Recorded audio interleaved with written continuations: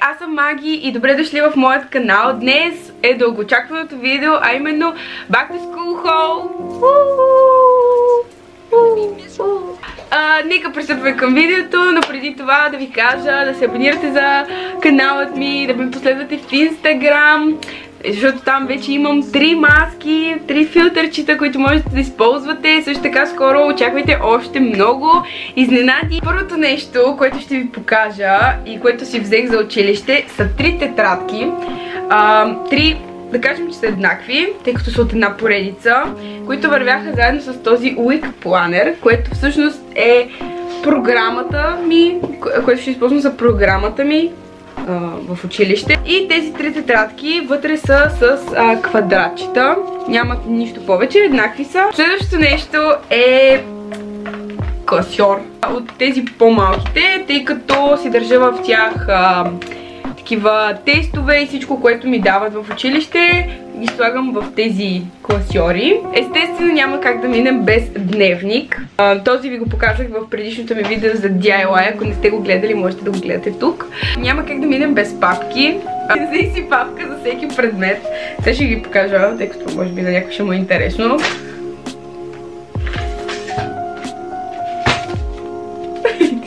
Тези двете са хартиени. В момента падат на земята, не обръщайте внимание. Да, ето тази. Тази много ми хареса, тъй като пише Follow the Rainbow. Фламингото.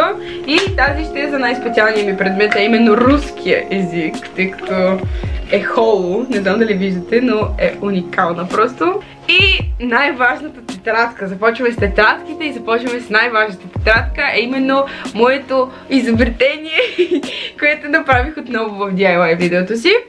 И ще я използвам за двата ми езика, т.е. испански и руски. Много е симпатично, нали? Вижте как гледа. Това е тетрадка, която все още не съм решила какво да я направя, защото някакси не ми харесва просто това. Ще я украся отново по някакъв начин, но все още не съм решила. И също ще я използвам за няколко предмета. Предполагам за български литература. Нещо такова. Двете тетрадки, които ще използвам за разказвателни предмети, които не са чак толкова много, т.е. като философия, тъй като тя е един път седмично, или география. И отново ги украсявах в предишното си видео. Станаха супер симпатични, по принцип те си блестящи. И да. И двете твърди тетрадки, така ги наричам, тъй като са с твърди корици, ще използвам за предмети като математика, химия, биология и тези по-важните предмети, нали се сещате. Нещо, което видях и просто казах, не, това няма как да си го взема, а именно стикери. Стикери за тефтера ми. Тефтерът ми.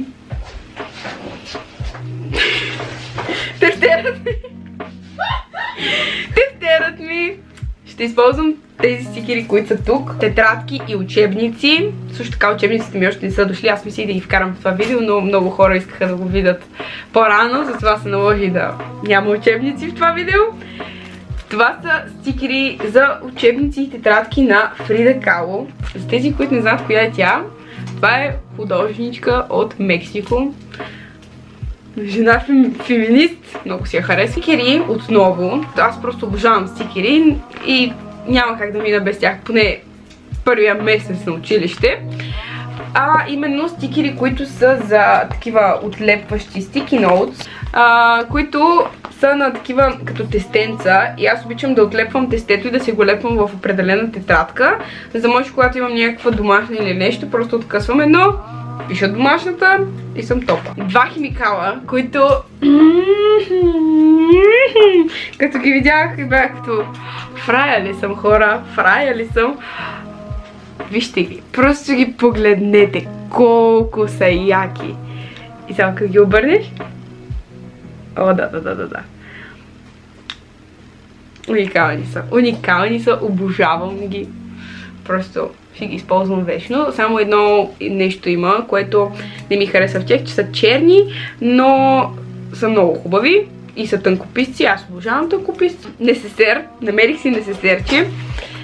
Ето този несесер. Изглежда много такъв обикновен и странен, но сега ще ви покажа каква е идеята му. Когато го отвориш, и го сгънеш, става на чашка, което е супер удобно, защото просто си слагам несесера на масата и виждам всичко каквото има вътре.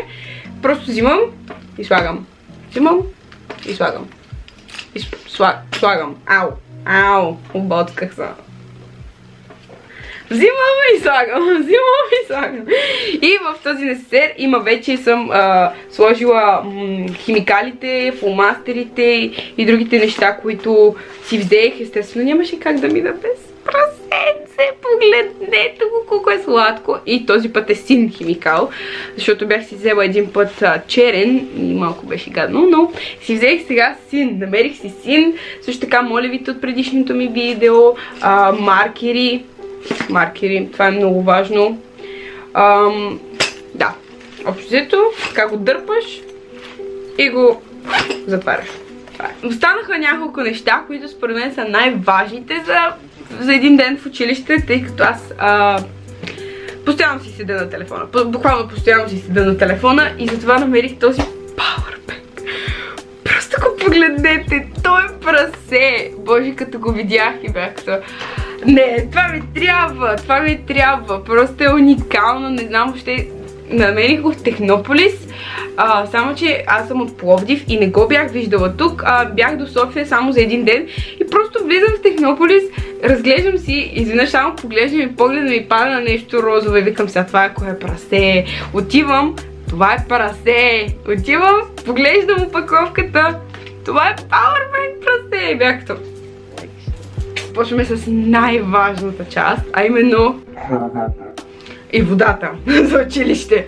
Тъй като моето училище е на къра и просто няма откъде да си купа нормална храна и затова си нося. Колкото и бебешко де, си нося храна. И то много храна. Носи закуска и обяд. Сега, първото нещо е термосче, което се носи извън раницата, на рамо, ето така. Няма да коментирам факта, че ще съм като крава на училище, тъй като ще имам 10 000 неща по мен. Стъклена бутилка за вода, но самата опаковка е термос опаковка. Термос опаковка, термоопаковка. Ау. Иначе шишето си е литър и половина шишенце стъклено за вода. Тъй като не е хубаво да използваме пластмаса. Нещото, в което си нося храна, наричам го бункера, тъй като е много голямо. Много голямо и побира наистина много храна.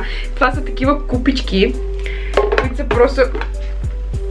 О, ма га смърти ужасно!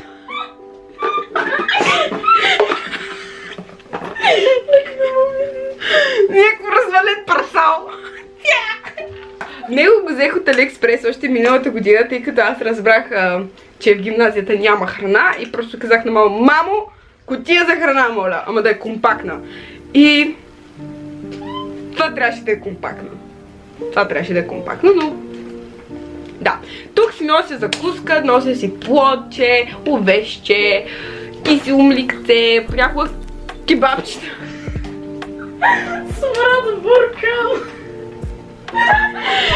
Понякога си носих и кюфтенца и салатка, но сега вече имам хладилна чанта, която отново ще нося отделно, т.е. не в раницата, бункера е в раницата, а тази прекрасна хладилна чанта ще е извън. Пише М на нея. Това е предимство. Предимство е нищо, че ще има много хора, нали, в гимназията, които си носят храна. Да, тежко е. Тя отново вътре е такава термочанта. Има и дълга дръжка.